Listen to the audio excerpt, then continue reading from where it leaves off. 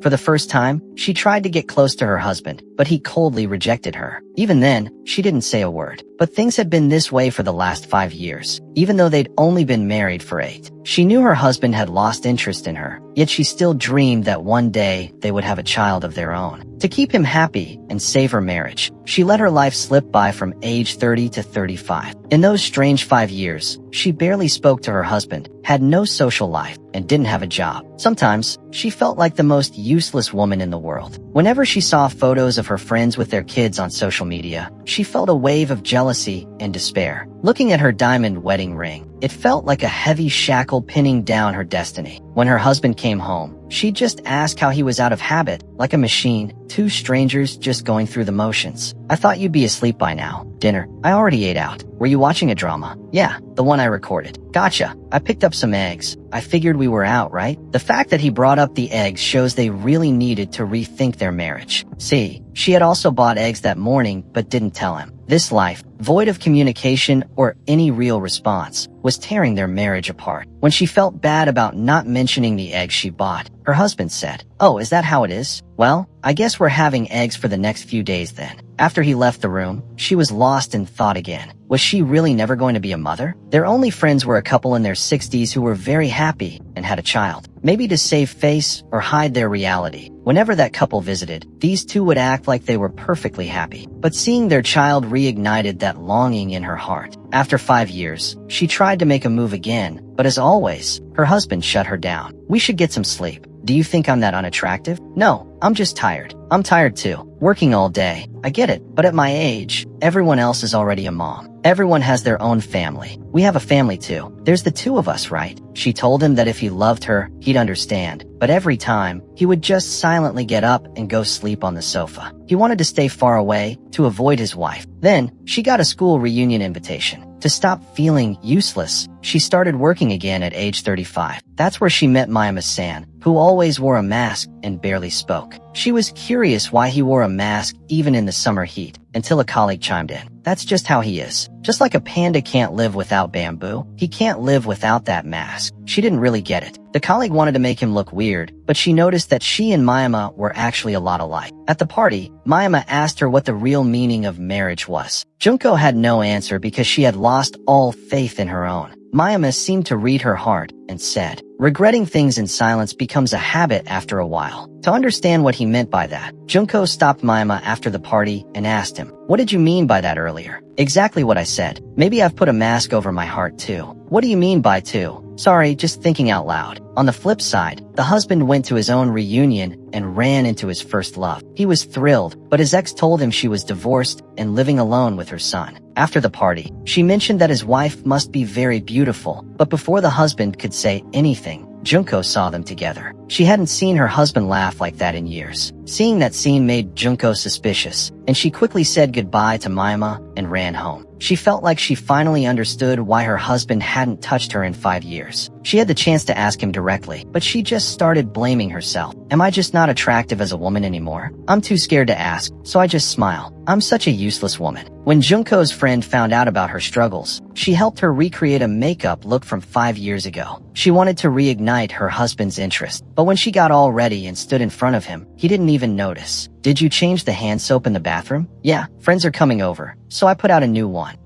I prefer a lighter scent." The most painful part was that the same husband who didn't want a child was secretly watching videos of his ex-girlfriend's son. It was clear from his face that he actually liked kids. When she asked about it, he brushed it off, saying it was just an old video. He was so happy that he started joking around with Junko, which cheered her up a bit. But during dinner, she realized he had completely ignored her makeup, and she felt depressed all over again. She decided that whatever happens, happens, because no matter how hard she tried, she wasn't getting any response from him. The next day at the office, she noticed the company was rejecting married women because they assumed they'd take maternity leave. Junko felt it was unfair, but her colleague said they were just used to it by now. When she saw her colleague putting on lipstick, she thought maybe she was going on a date. But her colleague said, "I've got a ton of pending paperwork to finish today. I wear this lipstick just to motivate myself. It gives me confidence." Junko put on some lipstick too, hoping to make her boring life a little better. Near the elevator, she ran into Mayama-san. It was the first time Mayama had seen her wearing lipstick, and he couldn't stop staring. He even forgot to put his mask back on. Mayama's reaction made Junko feel a bit awkward, but also good, because it had been a long time since a man had noticed her like that. To lighten the mood, Mayama brought up a crossword game, which Junko also liked. They started chatting about it. Today's puzzle is impossible to finish. Wait, I'm working on the same one. As they walked out of the office, Mayama suddenly asked, "That guy we saw the other day, was that your husband?" "Yeah, but I think I just misunderstood the situation." "Did you confirm that?" "I think she was just an old friend. But some women always have bad intentions." Meanwhile, the husband went to meet his ex-girlfriend after she called him. He just wanted to have dinner as old friends, but she had come prepared. She started talking about their old dreams and their past love. "You never forget a first kiss. You were so nervous back then. Your eyes get wide when you're nervous, and they still do that today. You used to stare just like that. That hasn't changed either." Back with Junko, she was about to ask Mayama what he meant by bad intentions, when he suddenly figured out the last answer to the crossword. They checked it, and it was right. Junko was so happy she tried to give him a high five, but then felt a bit weird since they were still just new colleagues. But she hadn't felt a small spark of joy like that in 8 years. Today, both of them felt something new, and that night, they both lay awake waiting for a message from the other. The next day, when Junko checked her husband's phone, she saw a romantic message from his ex-girlfriend. Although he immediately snatched the phone from her hand, when Junko had already seen everything, she saw a romantic message from it. Seeing Junko break down, her husband got down on his knees to apologize. "What did you do?" "It was just a kiss." But seeing his casual attitude made Junko lose her cool. They had been married for 8 years, but he hadn't touched her in 5, not even a normal kiss. Junko had begged him so many times because she wanted to be a mother at 35, but it never moved him. Knowing the truth now, Junko had every right to be furious. When he saw that even getting on his knees wasn't calming her down, he just left her there and went to the office to work. That was even more painful for Junko. Since their last meeting, the ex-girlfriend had been constantly harassing him. She wasn't just sending late-night messages. She was even going to Junko's social media accounts and liking her photos just so Junko would know she was there. The husband said it didn't mean anything because he had blocked her. He promised he would never see her again. But he was underestimating his ex's persistence. When he got to the office, she was already there waiting for him. To avoid people gossiping, he took her aside and asked why she was bothering his wife. She just said she liked the photo, so she liked it. He told her to stop all of this, but the ex insisted they meet that night. When he refused, she threatened to go see Junko instead. So, he had to agree, but he told her to leave his wife alone. But this time, the husband didn't cross the line. The woman tried to soften him up with old memories, but he made it clear that he didn't want to hurt Junko anymore. "You're always trying to be perfect, trying to be the strong man, even in front of your wife." "Exactly. I'm the man of the house. It's my responsibility to keep her happy. Don't push yourself so hard. You'll burn out. It's okay to cry, you know." She was trying to manipulate him, but this time he firmly turned her down. Meanwhile, Junko was crying alone in the warehouse, thinking about how unfair her life had become. Just then, Mayama-sen walked in. Junko tried to say she was fine, but Mayama saw right through her pain. Hiding it won't solve anything. Is it a crime to cry? I want to hear what's on your mind. But Junko tried to push him away and leave. Mayama couldn't stand seeing her in such pain, so he pulled her into a hug. At that very moment, the other woman was hugging the husband too, but he had already decided he would only belong to Junko. Here, Junko also refused Mayama's help because she wanted to save her marriage. Both were trying to fix the relationship in their own way. The husband was changing. He tried to kiss Junko as he was leaving for the office, but she pulled away. He felt bad, but he knew it was his own fault. To get things back to the way they were, the husband took Junko out for dinner, and they even took some photos. Junko spoke her heart for the first time, saying she wanted to become a permanent employee because she didn't want to depend on him forever. He said, "You can always depend on me. No, I want people to know me for who I am." After hearing this, the husband also confessed the truth about meeting that woman again. "She showed up at the office yesterday and threatened to go to you, so I had to meet her, but we just talked, nothing else. You keep giving her hope, that's why she won't let go. Maybe you're right. If I had just been firm from the start, this wouldn't have happened." Junko felt hurt, but seeing his honesty, she forgave him. She thought everything would be okay, but then suddenly Mayama-san appeared right in front of them. Junko was terrified that Mayama might say something inappropriate. Fortunately, another colleague arrived and took Mayama away. Mayama had taken such a bold step because Junko had turned down his invitation to dinner. Later, that colleague explained to Junko, "Is it just a one-sided love for him?" "Yeah, seems that way.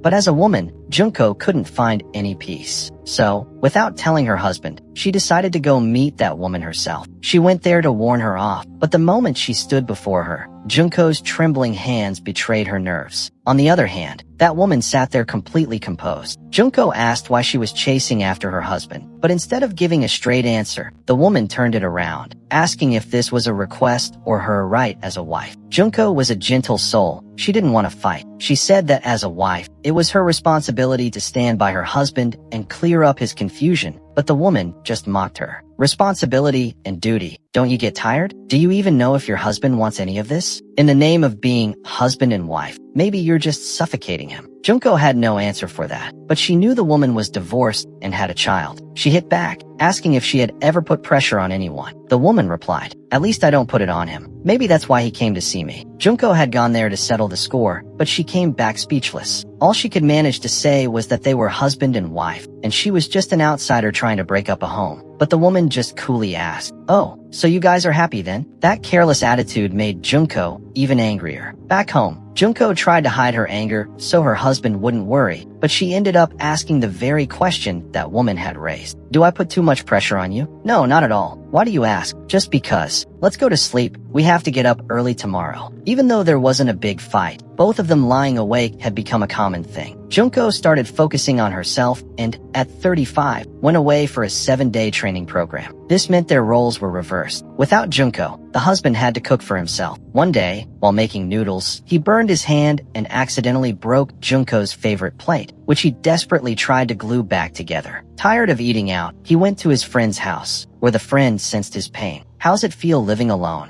"It's peaceful, but I don't know what to do with myself. I can't even remember how I used to live alone before we got married." That's what you call loneliness. On the other side, after the training, Junko realized just how much her husband struggled out in the world. "I'm starting to realize how much you go through." The husband also realized how hard Junko worked after managing the house alone. When they met after 7 days, it finally felt like home again. When Junko found out about the broken plate, she got a little annoyed but then started laughing. "Were you enjoying the bachelor life, or do you think you can run the house better than me?" "Both. Just kidding, sorry." This distance gave them a chance to see their relationship in a new light. But the next day, the husband got a call from his ex saying her son was missing. He called Junko first to tell her everything. Junko said, "What are you doing? Go quick and help her." When the child was found, it turned out a girl had taken him because she had seen the husband and that woman together and didn't want the boy's mother to run away with another man. Hearing the girl's words, the woman realized her mistake and decided to leave the husband alone. Now, Junko and her husband finally talked openly. Junko said that for 8 years she had only depended on him, which made her feel like a useless woman. Maybe that's why he didn't like her. "I'm a boring woman. There's no attraction left in me. So maybe that's why you don't touch me." Her husband broke down and told her the truth. He said the reason he didn't want a child wasn't because of Junko, but because of a fear from his own childhood. His father was always angry, so he was scared he would turn into a bad father too.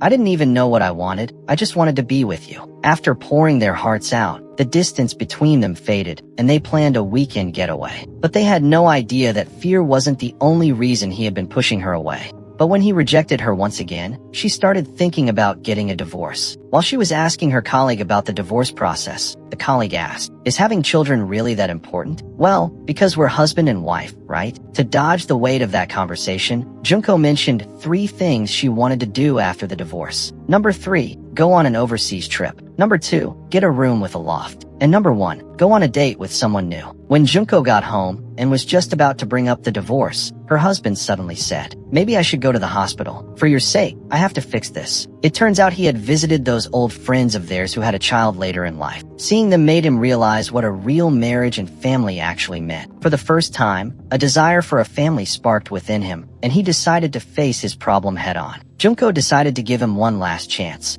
"Okay, I'll go with you. I'm right here by your side." But when the time came to go to the hospital, the husband never showed up. Junko felt hurt, but she protected his dignity. She went home and quietly started warming up dinner for him. Her husband was ashamed of himself and asked why she wasn't angry. "I understand your fear. Until yesterday, you wanted to go, but when the moment came, you got scared. You don't have to do something so difficult. Even if we don't have a child, it's okay." Junko didn't want him to feel burdened, but the husband felt like he was being unfair to her. To release Junko from this pain, the husband signed the divorce papers and left them behind. Even though Junko had thought about it before, seeing the actual papers made her panic. She tried calling him, but he had left his phone at home. Junko searched for him in the streets, and when she finally found him, he said, "I can't make you happy." "No, I am happy." Junko realized he had made up his mind, so she signed the divorce papers too. After living together for 8 years, their habits were so deep that even after the divorce, Junko was still reminding him to eat his vegetables and look after his things. Both were trying to act strong in front of each other, but privately, Junko cried for 3 days straight. After a month of not knowing where he was staying, Junko looked everywhere. She even asked his ex-girlfriend, but found nothing. Suddenly, the husband showed up at the house and told Junko he couldn't bring himself to submit the divorce papers alone, so he asked her to come with him. But as they walked out, Junko said, "Can we hold hands one last time?" After they held hands, instead of going to the office, the husband took her to the seashore. Junko took off her wedding ring so the relationship could finally end, but right then, her husband stopped her. "I can't do this." "Why? Why are you saying this now?" "I know, but I'm sorry." Junko was angry that he was the one who wanted the divorce, and now he was the one backing out. She had barely managed to pull herself together, and now he was starting all over again. But seeing his pain, her heart melted. She realized that for 8 years, they were just following the format of a marriage. So now, they chose a new path, a relationship that was actually comfortable for them. They wanted to stay together exactly as they were. "We're still going to be together. When I thought about divorce, I thought I'd become strong. But I want to be with you just the way I am. Divorced but still living together?"